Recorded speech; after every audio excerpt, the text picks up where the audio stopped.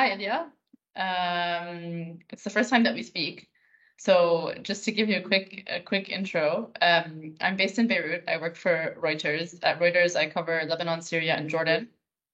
And I've had some experience covering conflict in Syria, conflict in Iraq, and kind of post-conflict dynamics, sometimes in Yemen and in other places, and in Iraq and Syria. So you're in the middle of it. So you have a different perspective because you are right at the heart of it right now. I'm having quite a different experience, but I would say that if it wasn't for this war that we have, at least since 2022, I think I would be striving to be somewhere next to you right now because, we have a conflict since 2014 here in this country, but it was very different from the point of view of perspective, of intensity. So throughout my career in the previous years, I also tried to look for something else, something new in my working experience. So, for instance, I working to a small media outlet based in Ukraine. I also tried to get myself deployed somewhere else, such as Golan Heights, such as Palestinian Authority, such as Africa. So if it wasn't for the full-fledged invasion, I guess would be closer in our career, the things that we do for this. So as of now, I don't think after this big war in our country, to be honest, I'm not sure that I will be having enough strength and motivation to look for something else, yet another war conflict zone to cover after all this. So I don't know, but I'd say if it wasn't for this war, I'd say I envy your work, your career, because it's super interesting. Yeah, I found myself so excited, and I was so just over the top when I visited the Middle East, essentially the Middle East, at my own money. I had some sort of a training course, like short training course in Israel, but with my own money. I went to Palestine, to Golan Heights. I almost made it I saw Syria from the Golan Heights. So, of course, if you want to be among the world's top war reporters, of course, you almost inevitably end up in the Middle East and working there because there are so many stories and so many things that need to be discussed. So that's super interesting. So you wanted to become a war correspondent, and then is it that war came to you first? Is that conflict started in 2014, and that's how it happened? It's yes and no. It's yes and no because it's true that the war came to me, and war and in general historical events, they provide you with sort of a choice of if you want to be part of this and what kind of role you want to play in this regard. Back at 14, I was just a student. I was like 22 years old, and I lived in Mariupol, the very city. I was just a student, so it was different from what we have now. Right now, we have a full-fledged, hard conventional war. Back then, it was different, as you all remember.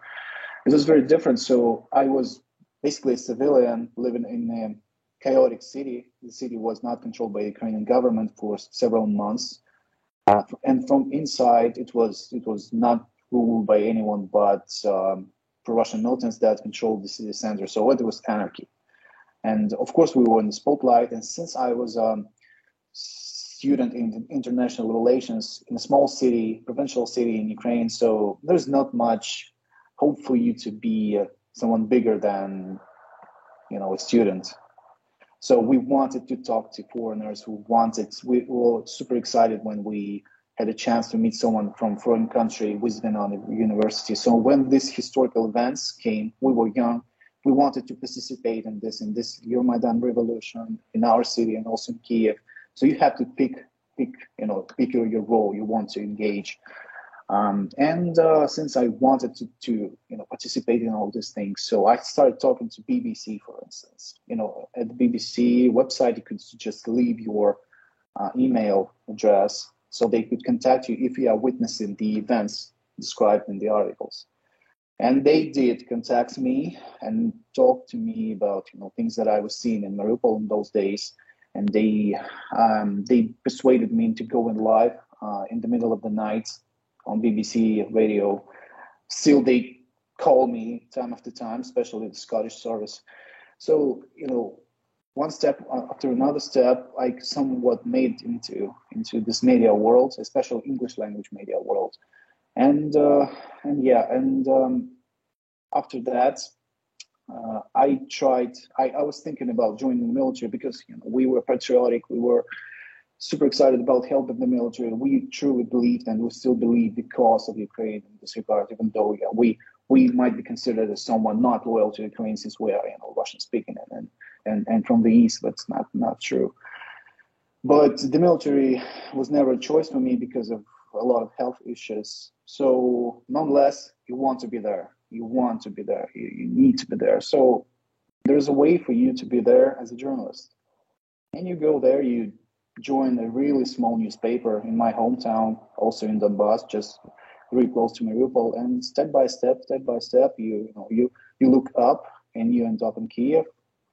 And it goes on and on and on. So this is how the career works in Ukraine. From the very bottom to and up and up and up and up and up. And please tell me your story. How do I become the Middle East correspondent? I must say that to many of my friends here in Ukraine, colleagues, friends, it would be a job of a dream to spend a couple of years reporting from somewhere in the Middle East. That's a dream job. So how do I do this? I think we all find ourselves looking at everybody else's position and thinking like, oh, that's really cool. And I think it's because inherently the thing that really makes everybody a journalist is curiosity. So we always hear somebody else's experience and we thought, oh, I'm interested in doing that because it's something I haven't seen before. And I don't know about it, so I want to do it. There's some parallels actually between your journey and mine. I had wanted to be a diplomat for a long time and thought that was going to be a really great way to see the world.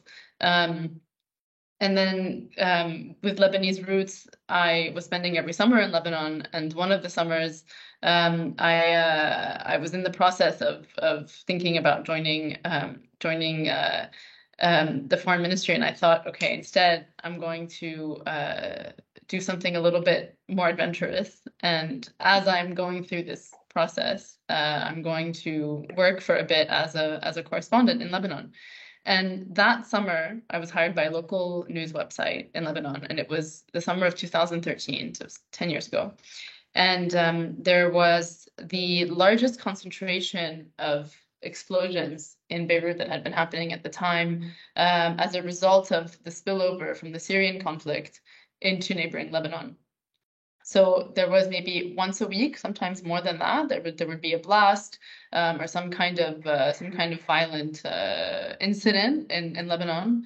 And I remember the first time I went to cover the aftermath of one of these explosions. It was a twin suicide attack at two mosques in Tripoli, which is in northern Lebanon, which is a northern city, Sunni majority city. There had been accusations that a lot of people there had been going to Syria to fight. And there was a really, really deadly set of explosions that happened at a mosque there. And I remember it was the first time that I saw body parts. I smelled what it smelled like to be in a place like that when there had been so much death. And I remember being really surprised that it didn't scare me. It was more that I really wanted to understand as much as I could about what led us to this moment. And that was the moment at which I think I realized that, I'm much more interested in being as close to the ground as possible. And sometimes diplomats, unfortunately, don't get that kind of exposure and don't get that kind of access. So that's been a really important driving force, I think, throughout my career. And I think that's why earlier when I was answering the question about media freedom, I think it's important. One of the things that I think about all the time is access, being able to be where the event is happening. Mm-hmm. And people often ask me if being a woman affects that. It never has. Sometimes it has in a good way, actually. Sometimes it gives access that you don't expect. But that's one thing that I've always really been keen on. It's just I want to be in the room. I want to be on the front line. I want to be as close to the event as I want to be in the hospital. I want to be as close to the event as possible.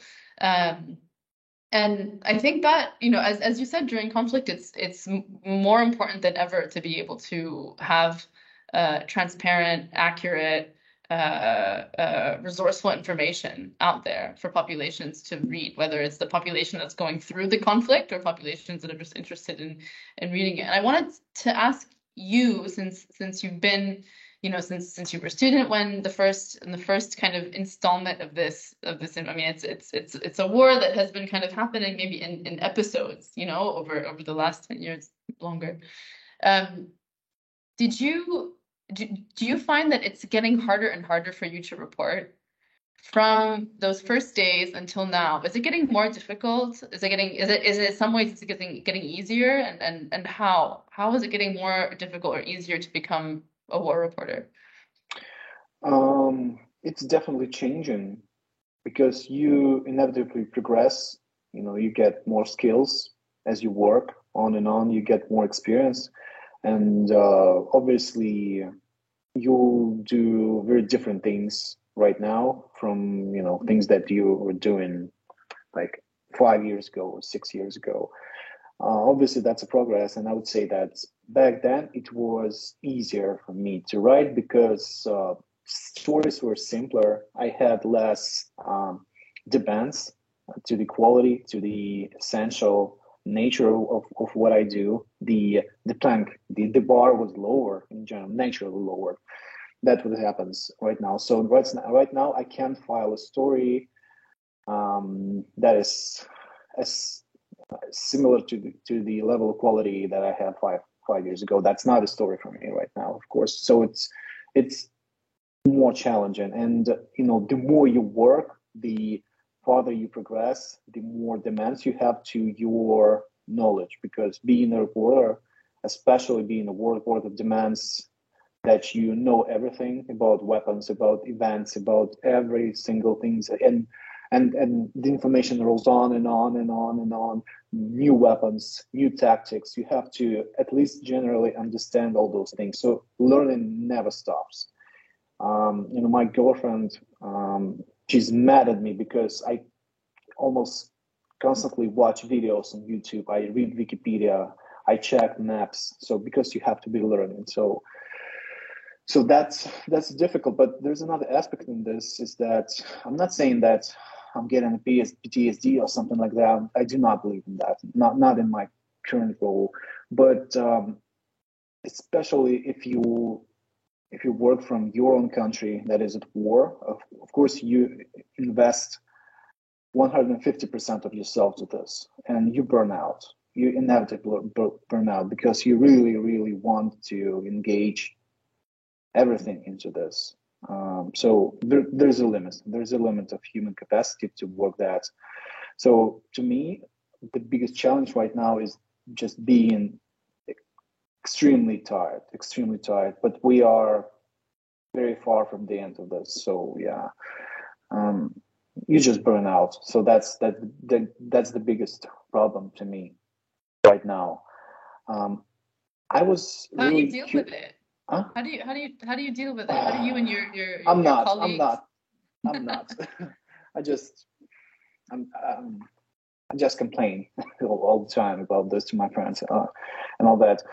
But yeah, sometimes I just try to listen to my friends who say that you have to distract from something, you have to do something else, you know, go get your car and drive a bit, you know, go get some fresh air. So go get some life in general. Stop being a no-lifer in this regard. But I'm not sure if that works, but in general, that works. Apart from all those things, we are super, super grateful to the Ukrainian militaries that in most of the Ukrainian territory, it's normal life. It's 80% of Ukraine is a very normal life. You know, I live in Bucha, the city of the Russian massacre. It's absolutely peaceful. It's absolutely normal life. You wouldn't see any significant differences between pre-war Kyiv and what's happening right now. So the city is bustling. So that helps a lot. almost every day I think about, I compare what we had even in here in Bucha, in Kyiv a year ago, a little bit more than a year ago, when the Russian forces were just behind my windows here in Bucha, for instance, in this neighborhood.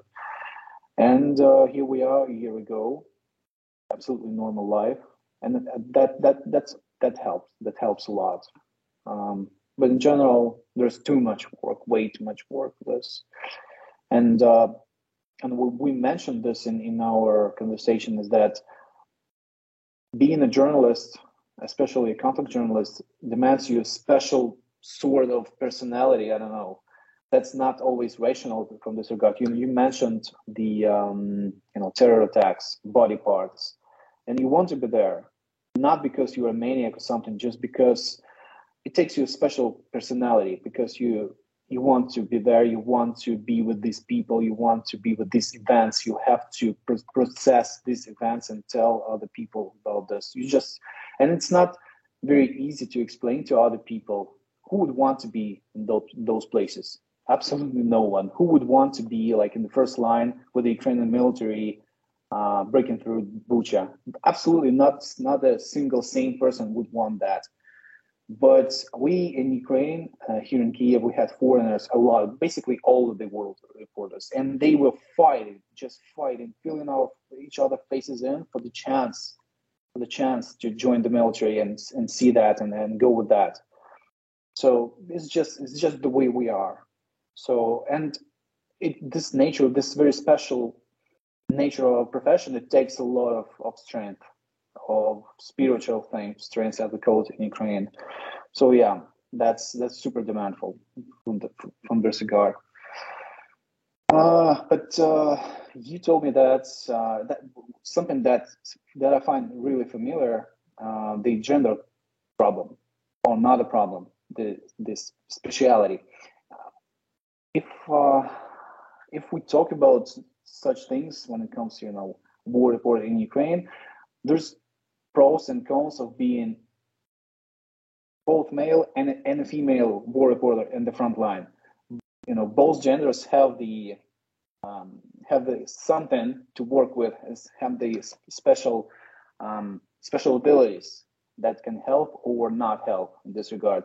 A conventional thinking might tell you that as a male reporter, it's easier for you to get deployed with the combat unit and go there. But on the ground, in reality, it often happens that soldiers, combat units might be somewhat more emotionally invested into having a very stubborn girl by their side, a person which is very interesting, very inspiring in some regard, very emotionally interesting, very interesting. So girls at the front line, they do a lot of job, and they find their ways. They can work. I mean, I would say that half of the reporters that I know in Ukraine war are female, and they do not have problems. They have the same issues that we guys do, and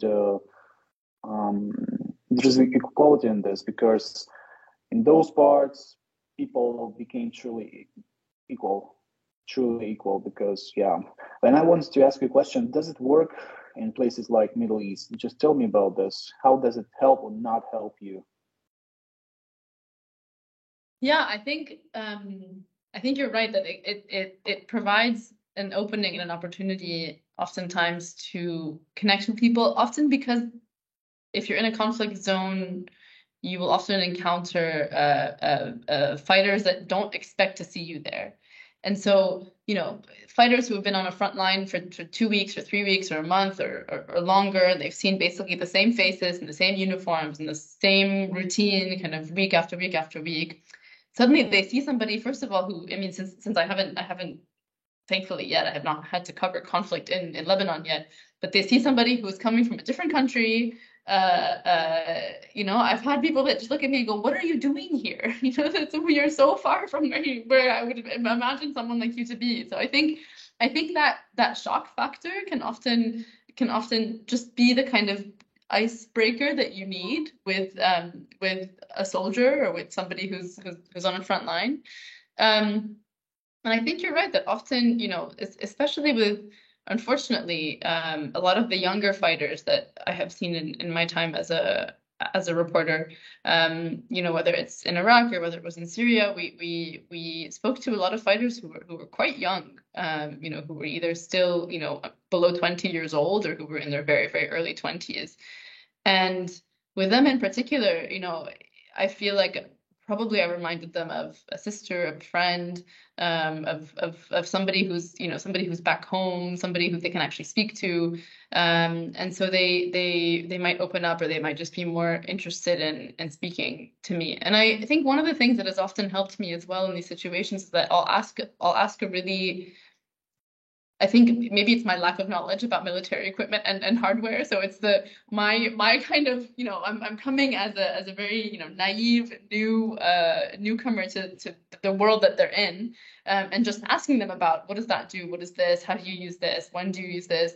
It just, again, gives them an opportunity just to tell me something really, really basic. I'm not going for the kind of hardcore information right from the get-go. What is your strategy to retake this area from ISIS? It's not necessarily that. It's something much more basic, and that's often led to a lot of really interesting stories. I mean, in Mosul, in 2016, it was the first time that we had seen the use of surveillance drones in urban warfare in that way in the Middle East. So you had Iraqi security forces and ISIS on the other side, both using these very, very small drones with cameras on them, flying them up into the air, taking a look at what's going on, having eyes on the front line in ways that they can't do with either whatever they've got up in the air or with their soldiers on the ground.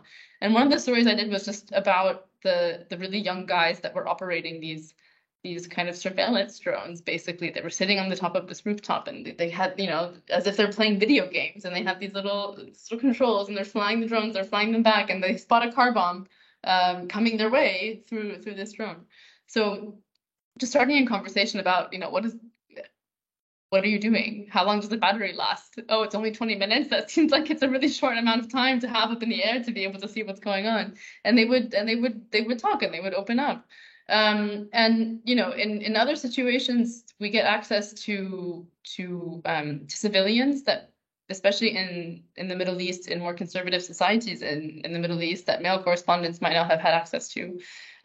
So in particular, in the aftermath of the fighting against ISIS in Mosul and in Raqqa in Syria, a lot of the people that were fleeing, the civilians that were fleeing, were very, very conservative. The fact that they had been living under ISIS, and it doesn't necessarily mean they were supporters of ISIS, but in many cases they were simply religiously conservative, and the women were not ready at a time like that, having just fled, to speak to usually a foreign male reporter. So being a woman, and I think actually more importantly, speaking Arabic and being able to communicate with them directly, made such an enormous difference. And these are the kind of, you know, these are the soft skills that will make a story for you, being able to have those conversations in the language of the person you're interviewing, to get them to feel comfortable, to get them to relax, to get them just to express themselves the way they want to express themselves, is especially somebody who is that distressed, having fled or having, you know, being expelled from their home, etc. Being able to speak to them in a way that soothes them is really exceptional, and I think one of the most important elements. So often when you know, a young journalist or somebody who's interested in being a journalist asks me, you know, what's your advice? And do not ask me for career advice, but what is your advice? The simplest thing that I can say is if you know what region you want to be in, you have to learn the language, because that will just send you to places that you never imagined, and you won't be able to access unless you can speak the language. So that's a piece of advice that, you know, if anyone's looking for one, that's a free one there. But there's one thing I wanted to ask you about was, again, back to one of the earliest things that you said is how important it is to have freedom of information and a free flow of information during conflict.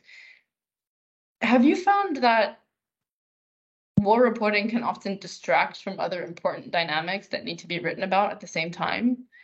So everybody wants to know about war and the front line and who's bombing who and how many were killed and the really devastating news that often gets produced out of war. But there are equally important things that are happening in the halls of power that don't have to do with conflict, or even socioeconomic dynamics that are playing out that are not directly related to the conflict. Is it difficult to find space to write about these things when you're expected to be writing about the kind of the boom boom and the really kinetic, violent parts of war? The thing about the Ukrainian war is that it's not a total war, as Wikipedia would just define it. But like I said, almost any aspect about this country, about this nation, it works for the general purpose. It's so interconnected when you have such a large and such a demand in war. It's not a localized war, that demands you a pretty understandable amount of resources. It's about everything that you have. And it's so interconnected in so many aspects. For instance, it's so many seemingly not connected aspects. For instance, is there a connection between the military effort, the strength of the military, and judicial reform in Ukraine, for instance? There is a connection because the judicial reform depends, and it has an effect on the Ukrainian relations with NATO, with EU, with rapprochement, with more assistance, with chances of joining NATO. And what's even more important, the success of non-military, let's call it, reforms, it has a very serious impact on the perception of Ukraine out from beyond Ukraine by foreigners from foreign nations, on the image of Ukraine. Ukraine definitely needs to show the world that it's not becoming a failed nation. It's not really is, but it should be always showing the world that despite all the war efforts, we also keep the progressive reform coming. We're trying to fix the economy. We try to get this economy working. We try to make people continue with the businesses, paying taxes, create jobs. It's so interconnected. Down to the very question, equal rights in the military too, because it also helps. Same things go with, things like traffic regulation in this regard. The introduction of energy. We had a pretty hard winter when it comes to energy and electricity supplies and also running water. So there is a huge question about, conserving the energy and finding alternative sources and creating the very alternative greed for importing the energy and also exporting the energy, because you have to keep the budget updated. So it's about everything, almost everything. Even culture, we have to support culture because we have to produce more content. We have to support, content creators that produce not only, something patriotic or something about war, but also kind of give people something different, something to distract on. Good music, plays, movies, YouTube channels, because people really need something else beside war. And I think we're making it so. And another aspect about this is that, at first it's everything about war, in the informational space, but the sort of a stabilization of this war with rules becoming more obvious and more understandable, there's a balance between non-military issues in media and the military. They kind of stabilize. They kind of find, and not everyone in Ukraine is really happy about this, because of course it's a nationwide war. It's a national war effort, but at the same time and again we have it on Facebook that some scandals erupt, like a YouTube blogger that pretended to be practicing psychiatrist ended up being a fraud. Massive scandal erupted on Facebook. He was kind of popular, even though I never heard about him. But it's a massive scandal, and many people not happy about this, saying that you are not thinking about the military, you are distracting your attention from this, but it's inevitable. People can't live 100% of the time in the war, so there appear other things. So naturally, society finds a balance between this, and it's a good thing. I would prefer that over the speedy exhaustion of society, like psychological exhaustion of society. I'm surprised that we're not war-weary yet, but society finds this balance. My next question, and this is born out of the kind of personal curiosity of how you've dealt with this, is that given the kind of surge of interest in Ukraine starting February of last year, you had been working as a journalist before that. You had been dealing with the challenges of a context that many of us have come to know only after the invasion, but you'd already been dealing with those challenges. And basically everybody wants to know about Ukraine, is looking for experts about Ukraine, is maybe becoming an expert about Ukraine overnight. And your Twitter following, I'm assuming, is probably surged.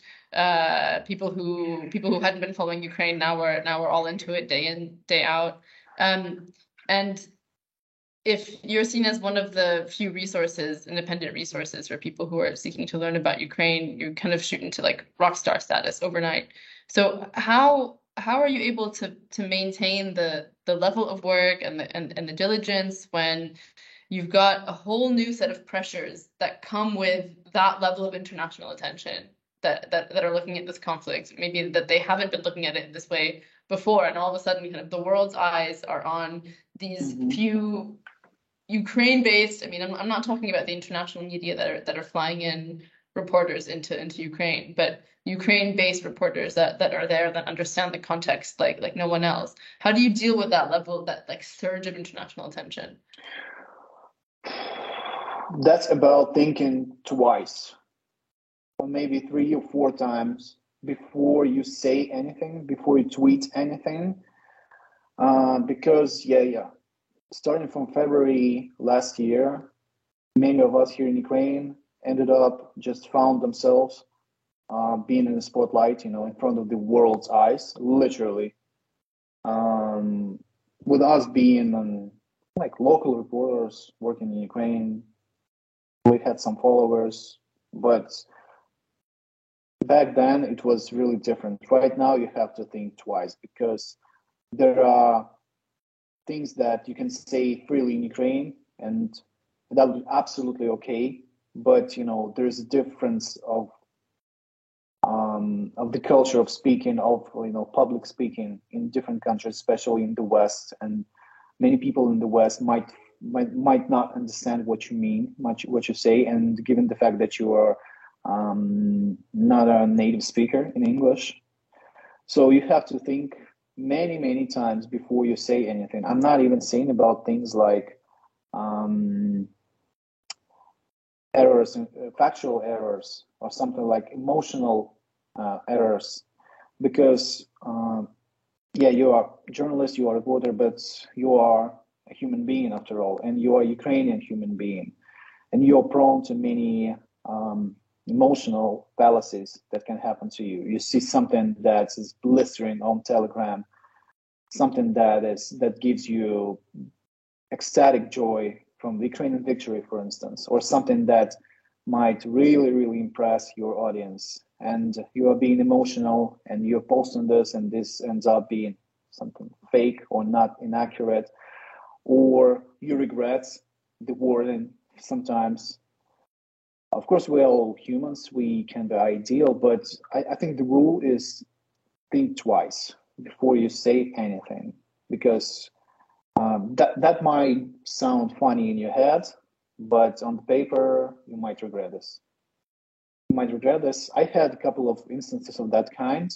I'm not proud of that, but we are all learning. We are trying to be decent in the eyes of the world, because it's true that many Ukrainian journalists, not necessarily Ukrainians, but also people who are connected to Ukraine. We have a huge foreign community living here. A lot of loyal loyal foreigners living in Ukraine. They also kind of represent Ukraine.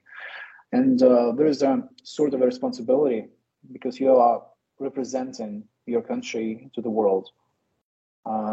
And you have to think before you go, onto international platforms, because you can say something for Ukrainian audience, and that would be more than acceptable, more than fine on the ethical standards. But if you talk to international audience, things might be different. So it's a sort of a special trait to talk to the world about things that might be different in Ukraine. So the answer is think twice, or 3 times, or 4 times. Think about what you do. So yeah. But what about safety? What about your safety in the Middle East? For instance, personal safety. Is there anything special that you should be thinking about as you work, for instance, on the Syrian border, for instance, or inside Syria? What's the special thing, apart from, very general things that we all know? So safety means something really different, whether you are based in a place that might be teetering into conflict or whether you were being sent into a hostile zone, like a front line.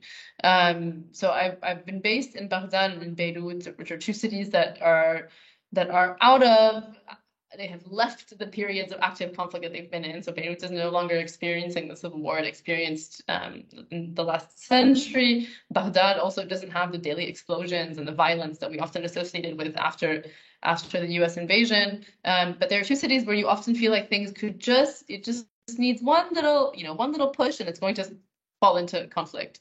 And in Lebanon a few weeks ago, we had an exchange of fire from Lebanese territory across the border south into Israel. Rockets were fired in that direction. And then on the way back, Israel also fired artillery shells and then some strikes overnight into Lebanese territory. And the risk with that event is that there's always a fear that something that is meant to be a singular incident that will take one day will just light the match, that will light the fire, that will light the war. So you're always afraid that something that is just a crack is going to start to widen into a bigger conflict. So that's the fear that I have in Lebanon, that I have when I was based in Iraq, is that you try to analyze. As a journalist, you're also playing the role of an analyst, always. You're always trying to calculate, okay, this statement by this armed group said this, which means that they might be willing to escalate, but the other side is not willing to escalate because of the dynamics in that country, and there's elections coming up, so maybe they are. So you start to think about every element that might be leading to something kind of escalating into something bigger. And based on that, you start to think about your safety and then the safety of your team. I'm managing a team of reporters here, and so I'm thinking about not just myself, but other reporters that are based across the country in Lebanon, across Syria, etc., and thinking about what dynamics might be affecting their safety. When you're being sent into a conflict zone, it's a really much more limited, straightforward, tangible question of security. You're thinking the front line is that way, that's where danger is. You're not thinking about like back here necessarily up there. You kind of have a really tangible idea of where danger is and where safety is. If I go back to the 2nd or 3rd line, then I'm much safer than if I'm at the front line. And it's straightforward in that way. And when you're in a post-conflict city, you think about, is my phone being tapped? If I write this, am I going to get in trouble with this armed group or that armed group? So your concerns are much broader, much more nebulous, much more vague sometimes. And that's what feeds into the question of safety, based on, active conflict versus lingering, never quite post-conflict areas. Do you think you'll spend the whole of your career doing this? Oh, I don't know. I have no idea. Why? I don't know, because I think had a very different impression. No? Yeah, I think it depends on how much my curiosity. I think curiosity is such a nebulous thing. I mean, it can change one day to the next. You know, sometimes you just start diving into one thing and that becomes a project that you work on for a year and you never thought that this was going to be the thing that was going to take your life for that long.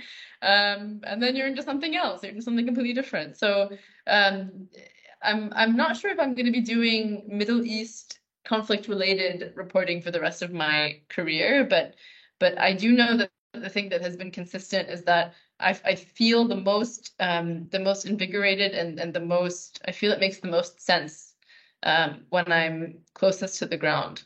It doesn't necessarily have to be in the Middle East, but I think based on what I was saying earlier about how important language is, I think unless I pick up a new language, unless I take up, you know, Spanish or Swahili or something else, then I need to go somewhere else. But for now, this is where it makes the most sense. What about you? It's really hard to say because, you know, life is a mystery, really. You know, the whole life since 2014 showed us that life doesn't care about your plans and all those things. You know, life will bring you to something that you're destined for. I decided for myself that I think I will definitely be doing this thing until the very end of the war, until the final hour, because that's our duty to this country. And after that, I think I've had enough of this war things. This is what I'm thinking about right now, because I have seen way too much. I have heard way too much. I have known way too much about all those things. And it's not natural for a human being to be so involved, even emotionally, even you know, when it comes to your everyday practice and mental activity into war-related things. It's not natural. You have to have something else besides, other than, you know, war and nothing but a war. And I'm not even a soldier. You know, I'm just, you know, putting my brain into this. I'm not even fighting. So I think, you know, life deserves something else. I think I'll be doing something, maybe writing, but definitely not related to war. Maybe science.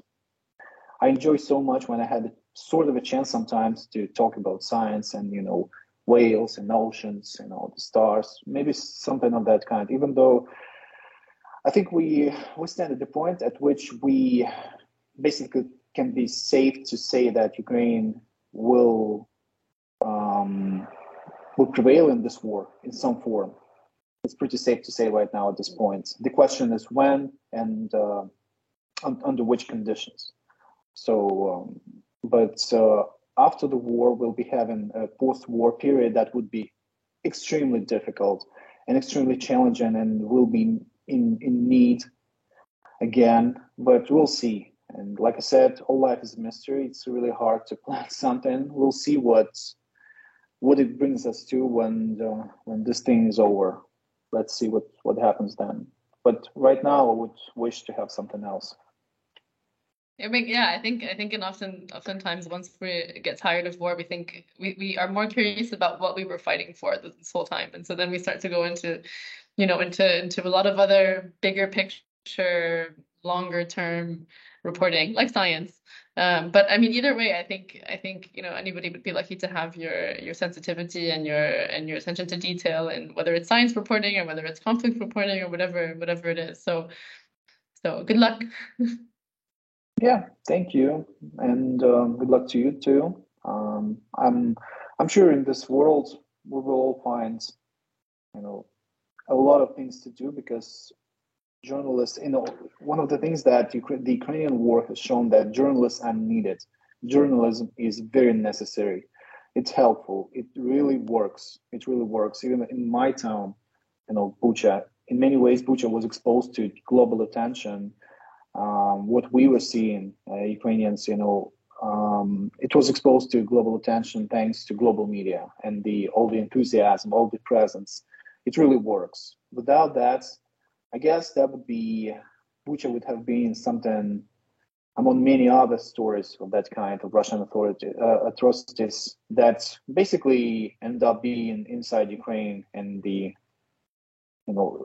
those very interested about Ukraine. Now, thanks to journalism, global journalism, it really works. So yeah, journalism will hopefully never die because it serves well. It really works. So there will be a lot of work to do. Well said. Thank you, Ілля. I think Thank we're you. done.